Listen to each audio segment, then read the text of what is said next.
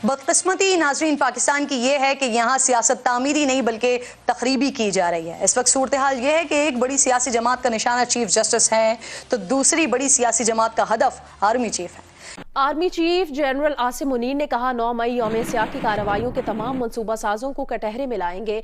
9 मई को मुश्तइल अफराद इश्तियाल पर उकसाने और अमल करने वालों को इंसाफ की कटहरे में लाएंगे। दोस्तों, पाकिस्तान की जो जितने रीजनल एंड ग्लोबल फोरम्स हैं, जहाँ जहाँ पे हम देखते हैं कि मल्टीलैटरल प्रेजेंस जो है वो किसी शख्स के ऊपर 145 मुकदमे कायम किए जाएं पाकिस्तान के मुख्तलिफ थानों में। इमरान खान, आप मुल्क के मकबूल तरीन लीडर हैं, इसीलिए आप पर जिम्मेदारी भी ज्यादा आयद होती है। बढ़ रही है।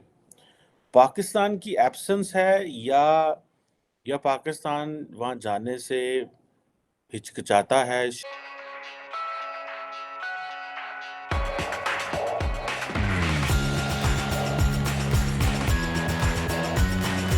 लेकिन आप शायद इस वक्त पाकिस्तान के सबसे गैर जिम्मेदार तरीन सियासतदान हैं।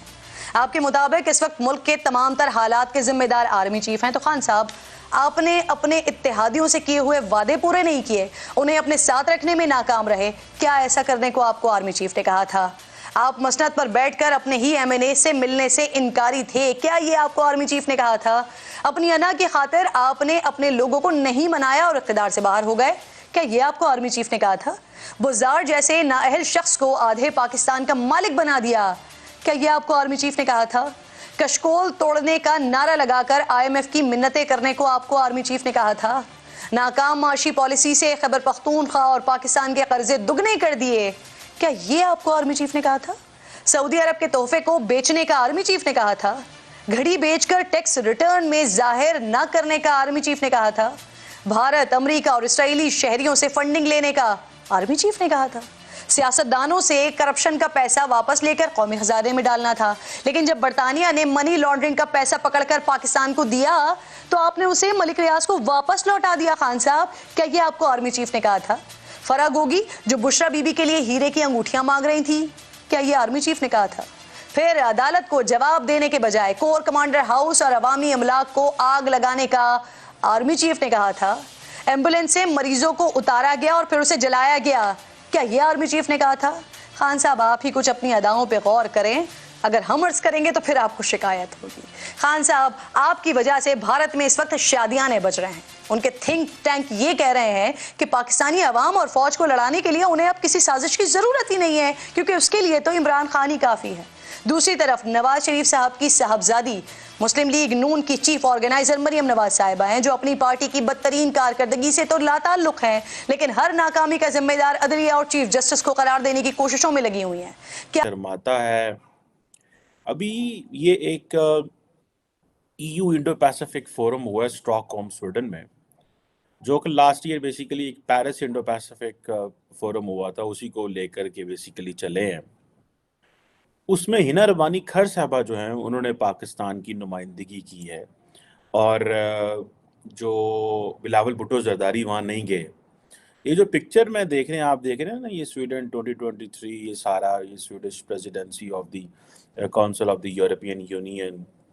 इसमें आप देखेंगे कि जयशंकर पहली लाइन में खड़े हुए इंडोनेशियन फॉरेन मिनिस्टर के साथ, और आई थिंक ये जो साथ हैं इधर इज ए किंग और फॉरेन मिनिस्टर ऑफ स्वीडन, तो और हिना रबानी खर साहबा पीछे खड़ी हुई हैं, और सेकेंड लाइन में वो साइड पे जो है ना खड़ी हुई हैं। अब बिलावल नहीं इसमें आना चाह रहे थे, क्योंकि बिलावल पिछले हफ्ते तो जयशंकर के लड़के गए हैं इंडिया में, तो उन्होंने कहा ये कैसे हो सकता है कि इंडिया की डोमिनेंस होगी वहाँ पे, इंडिया की जो है वो इन्फ्लुएंस होगा, और हम तीसरी लाइन पे पीछे खड़े होंगे। ये है वो चीज़ जिसको बिलावल अवॉइड करना चाह रहे थे। अब देखें कि ये आप देखें कि यूरोपियन यूनियन का अपना एक इंडो पैसिफिक का पर्सपेक्टिव है, ठीक है जी। वो वहाँ पे कहते हैं जी कि हमें सस्टेनेबल और इंक्लूसिव प्रॉस्पेरिटी चाहिए, जिसका मतलब ये है जी कि long term prosperity, inclusive mean सब ममालिक को साथ लेके चलना है, किसी को पीछे नहीं छोड़ना।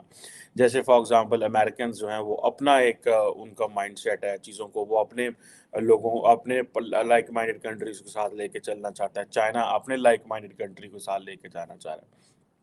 कहते सारे इंक्लूसिव है, करता कोई भी नहीं, हर एक को अपनी पड़ी होती है। इसी तरह यूरोपियन यूनियन का भी यही है कि जो ईयू है, ईयू इंडो पैसिफिक जो मिनिस्ट्रियल फोरम है, वो भी यही कहता है। सेकंड चीज़ जो है वो ग्रीन अपॉर्चुनिटीज़ की बात करते हैं, ग्लोबल चैलेंजेस को कैसे काउंटर करना है। और तीसरा जो है वो सिक्योरिटी लैंडस्केप कैसे इवॉल्व हो रहा है, उसको मिल के जो है वो करना है। अच्छा, मज़े की बात है पाकिस्तान के अंदर इसके अंदर कोई डिस्कशन नहीं हुई कि हिना रब्बानी खैर वहाँ गई हुई हैं।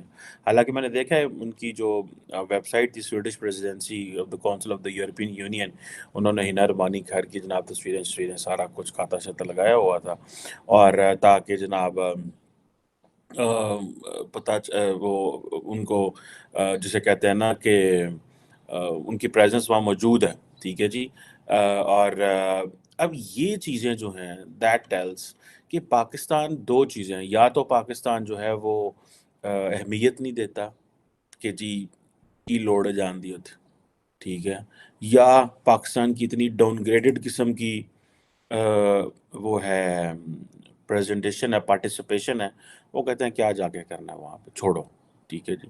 पाकिस्तान वहाँ पे डिजिटल टेक्नोलॉजी की, क्योंकि हमारी जो यहाँ पे APP associated press of Pakistan जो कि गवर्नमेंट ऑफ पाकिस्तान की न्यूज़ एजेंसी है, वो जनाब वो जी trade, investment, digital technology, climate, environment, health and connectivities पे बात हम करेंगे, ठीक है जी। ये हमारा एजेंडा है। सारी गल है एजेंडा हमारा क्या है, हिना रब्बानी खैर साहबा जो है वो अपना जारी बात है, she is representing, she is a minister for state for the foreign affairs, not a full foreign minister.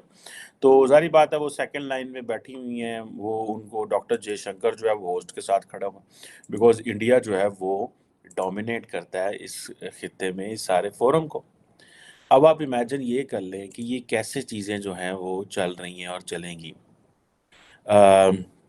Hina Rabbani खैर साहबा जो हैं वो बड़ी मंझी फॉरेन मिनिस्टर हैं, कहा जाता है बड़ी टफ नेगोशिएटर हैं, बड़ी टफ डिस्कशन करती हैं, अपनी स्टडी करके आती हैं। ये मुझे बहुत सारे लोगों ने बताया, अपने लोगों ने भी बताया, लेकिन ज़्यादा आपको पता तब चलता है जब दूसरे ममालिक के लोग बताते हैं कि हाँ भाई वो जो है वो विज़िट कर रहे थे। और दूसरी बात, जब पाकिस्तान को पता है कि हम इंडो पैसिफिक में अपना हम बनना चाहते हैं, रोल प्ले करना चाहते हैं या वहाँ जाना चाहते हैं, तो फिर हमारा काम है जो खित्ते में बाकी फोरम है उधर भी देखें। बलूचिस्तान और कहाँ पर, तो इसको अगर कोई भी जी शऊर शख्स कह दे कि ये मुमकिन है या ये लॉजिकल है, तो आप देखें कि खराबी एक तरफ से नहीं है।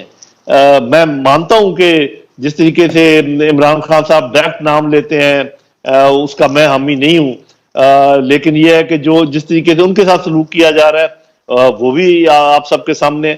तो मैं एक वे फॉरवर्ड तजवीज करता हूं, अगर आपके पास टाइम है। जी प्लीज। जी देखिए, मैं समझता हूं कि देखें 5 स्टेक होल्डर्स हैं इस पूरी सिचुएशन के। एक है PTI, दूसरी है PDM, तीसरी है फौज जो कि अभी स्टेक होल्डर है, चाहे कोई माने या ना माने। बिल्कुल जी। उसके बाद चौथा स्टेक होल्डर अवाम है जो कि सबसे बड़ा स्टेक होल्डर है, और एक और स्टेक होल्डर जिसका लोग ना नाम ले सकते हैं ना उसके ऊपर कोई गौर व फिक्र करते हैं, वो है जो हमारी दुश्मनों की इंटेलिजेंस एजेंसीज हैं, जो सारे मामले में तेल छिड़क रही है कि आग ज्यादा से ज्यादा लगे। बिल्कुल तो सही। ये जो आपको नजर आ रहा है ना कि कोई किसी के साथ बैठता नहीं है, बात नहीं करते, ये सबकी अनाओं की मालिश हो रही है कहीं ना कहीं पर हुई है।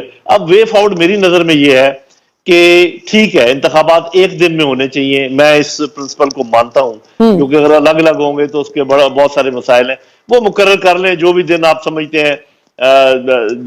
लेकिन अगर PTI मान जाती है कि जी इंतखाबात सितंबर में हो जाए चले या अक्टूबर में हो जाए, वो ये इतनी फ्लेक्सिबिलिटी शो करती है, तो जवाब में PDM को इनके तमाम मुकदमे और ये सारी चीजें खत्म, ये जो पकड़ दकड़ है, सारे जो उनके पकड़े हुए हैं, सवाए इन लोगों के जिन्होंने